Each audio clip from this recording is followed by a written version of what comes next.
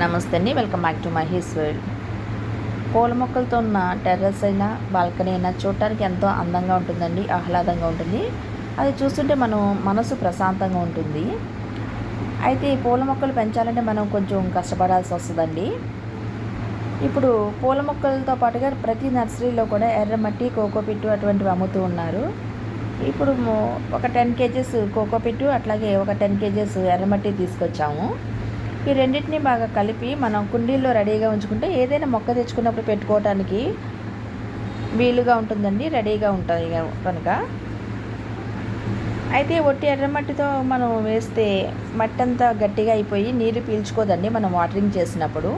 ఈ కోకోపిట్ వేయటం వల్ల మట్టి గుల్లబారుతుంది, వేళ్ళు బాగా పెరుగుతాయి.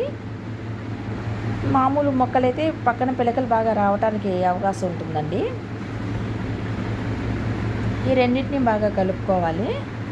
కలుపుకున్న తర్వాత మనం కుండీలకి ఎత్తి పెట్టుకోవాలండి.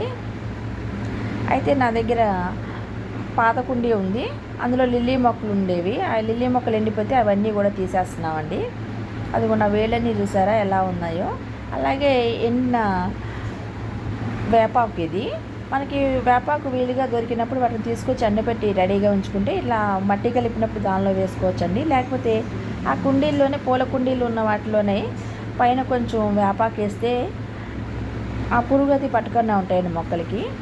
ఇప్పుడు మొత్తం అంతా కలిపి బాగా కలుపుకోవాలి. ఆ వేపాకు, ఎండిపోయిన వేపాకు మనం ఇలా చేత్తో నలిపితే పొడి పొడి అయిపోతుంది. అలాగే పాత కుండీల్లో మట్టి కూడా తీసేస్తామండి. అది కూడా లిల్లీ మొక్కల్లో చూసారా ఎంత దుంప వచ్చిందో, అదంతా బాగా దుంప అంతా పెరిగిపోయి బయటకు వచ్చేసింది.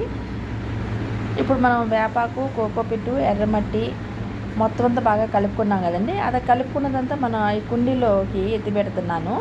ఆ కింద కుండీల్లో కొంచెం మనం కొబ్బరి చిప్పలు వేసుకోవాలి. అది డ్రైన్ వాటర్ వెళ్ళడానికి వీలుగా ఉంటుంది కదా, కింద హోల్స్ ఉంటాయి కదా.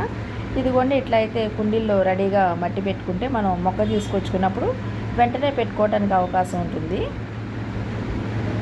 ఈ వీడియో మీకు నచ్చినట్లయితే లైక్ చేయండి. మీకు కొంత ఇన్ఫర్మేటివ్గా అనిపిస్తున్నప్పుడు థ్యాంక్ యూ ఫర్ వాచింగ్.